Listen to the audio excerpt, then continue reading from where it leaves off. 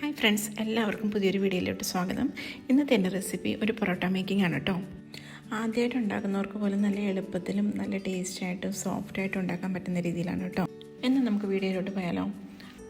അതിനായിട്ട് ഞാനിവിടെ എടുത്തിരിക്കുന്നത് 3 കപ്പ് മൈദപ്പൊടി എടുത്തിട്ടുണ്ട്.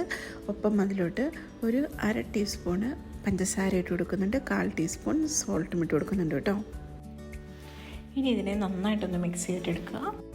ഇനി ഈ മിക്സ് ചെയ്ത പൊടിയിലോട്ട് നമുക്കൊരു 1.25 കപ്പ് വെള്ളം കുറേശ്ശെയായിട്ട് ഒഴിച്ചു കൊടുത്ത് നമുക്കതിനെ നന്നായിട്ട് കുഴച്ചെടുക്കുക എന്ന് പറഞ്ഞു കഴിഞ്ഞാൽ അത് ചപ്പാത്തി നമ്മൾ കുഴച്ചെടുക്കുന്നില്ലേ, അതിനെക്കാട്ടിയും കുറച്ചും കൂടെ ലൂസായിട്ടൊരു കൺസിസ്റ്റൻസിയിലായിരിക്കണം. എന്നാൽ ഒഴിച്ച് എടുക്കുന്ന രീതിയിലല്ല കേട്ടോ. നന്നായിട്ട് സ്ട്രെച്ച് ചെയ്ത് നല്ല രീതിയിൽ നന്നായിട്ട് തന്നെ അത് കുഴച്ചെടുക്കണം. എന്നാൽ മാത്രമേ ഇത് നല്ല സോഫ്റ്റ് ആവുള്ളൂ. അവിടെ പ്രത്യേകം ശ്രദ്ധിക്കണേ. ഇതിപ്പോൾ കണ്ടില്ലേ, നല്ല ഇലാസ്റ്റിക് ആയിട്ടുള്ളൊരു ടെക്സ്ചറിലാണ് കേട്ടോ.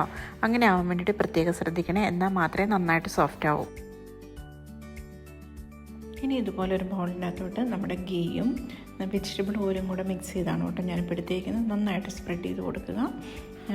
നല്ല രീതിയിൽ തന്നെ നമ്മൾ എണ്ണ ഉപയോഗിക്കുന്നുണ്ട് കേട്ടോ. ഇനി ഇതോ നമ്മൾ ഇതിൻ്റെ അകത്തോട്ട് വെച്ച് കൊടുത്തു. ഇനി അതിൻ്റെ പുറത്തും നന്നായിട്ട് തന്നെ നമ്മൾ നല്ല രീതിയിൽ നമ്മുടെ ഗീയ് സ്പ്രെഡ് ചെയ്ത് കൊടുക്കുക. ഗീയും ഓയിലും കൂടിയാണ് കേട്ടോ.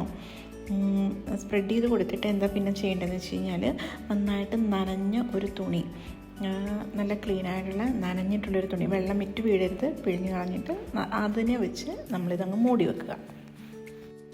ഇനി ഇതൊരു 2 hours അവിടെ ഇരിക്കട്ടെ കേട്ടോ. ഞാനിപ്പോൾ ഇത് 2 മണിക്കൂർ കഴിഞ്ഞു. അപ്പം ഞാൻ തന്നെ എൻ്റെ കിച്ചൻ്റെ കൗണ്ടർ ടോപ്പ് നന്നായിട്ട് വൃത്തിയാക്കിയിട്ട് അതിലോട്ട് ഓയിൽ സ്പ്രെഡ് ചെയ്ത് കൊടുക്കുവാണ്. ഇപ്പം ഏകദേശം 2 മണിക്കൂർ കഴിഞ്ഞു.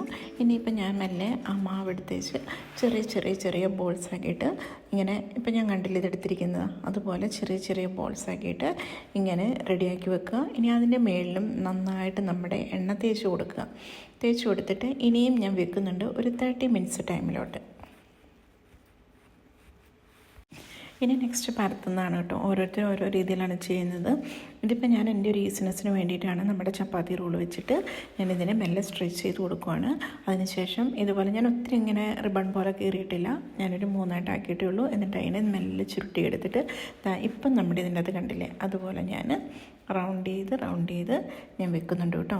ഇനി ഇതിൻ്റെ മേളിലും ഞാനൊരു ഓയിൽ തേച്ച് കൊടുത്തിട്ട് വീണ്ടും ഞാൻ വെക്കുന്നുണ്ട് 30 മിനിറ്റ്സിനൊക്കെ.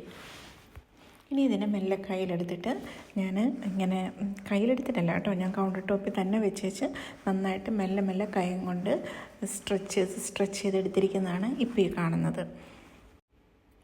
ഇത്രയും ഓയിലും ഇതൊക്കെ ഉപയോഗിക്കും, ഇത് ഹെൽത്തി ആണോ എന്നൊരു ചോദ്യം നിങ്ങൾക്ക് തോന്നും.